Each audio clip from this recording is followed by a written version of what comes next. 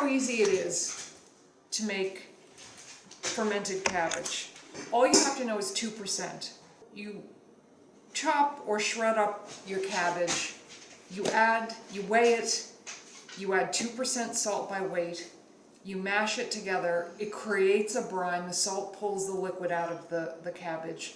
You stick it in your basement in a jar, in 2 weeks, voila, you have wonderful sauerkraut. Now the dogs can start eating it much before that, but for humans, for the taste, it's 2 weeks. You need a kitchen scale, you need salt, and it has to be salt only. You have to look at the ingredients, and the only ingredient is salt, because sometimes they put free flow stuff in there. And then you need some jars to put it in. These are half-gallon jars, which is a good size. So you have to have that ready. They need to be clean, but they should not be bleached, because actually the bacteria from the air is what's going to inoculate the cabbage and create the brine. So if it's too sterile, it will slow down the good bacteria, and you can actually make an opportunity for bad bacteria to get in there.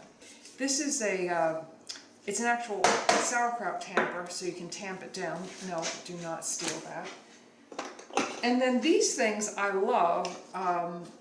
These are lids that have a vent so that your bottle doesn't explode, because if as the bacteria eats the sugars in the cabbage and creates the fermentation, it releases gas, and if you don't burp the bottle each day or every few days, it can explode the bottle. So this is nice because it has like a safety release valve in it, but not necessary, but I do like them. I got them on Amazon.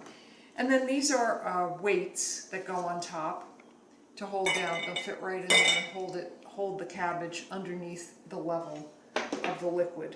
Okay, so as far as preparation, I don't wash it, but I just take off the outside leaves till I get to the point where I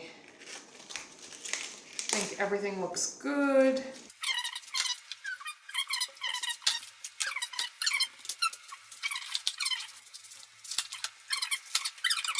I'm going to weigh my cabbage ahead of time because it's easier.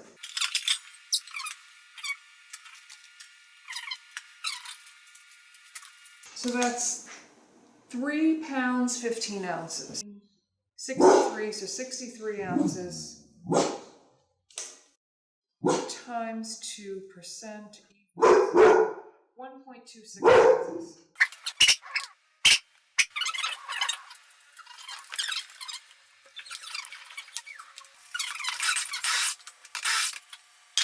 Can you see that, honey? Yep, looks good. Okay, looks good.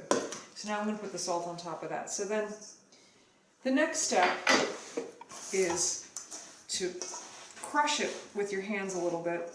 Get all that salt mixed in there. See, it's already beginning to make a little bit of juice there. See that? It was a nice head of cabbage. Yeah, by the way, another thing I forgot to mention that will make your life a lot easier is one of these, because then you can, it's a wide funnel meant to go on here, and that is probably the most annoying part of this whole process, is getting it into the jars. Now I'm going to take my handy. Why do you do that? You want to get all the air out of it, and you want it to be under the brine.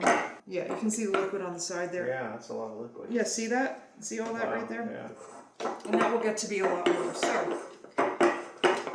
So that right there, you know, I have 6 dogs, and they each will get a tablespoon a day. That will last a while.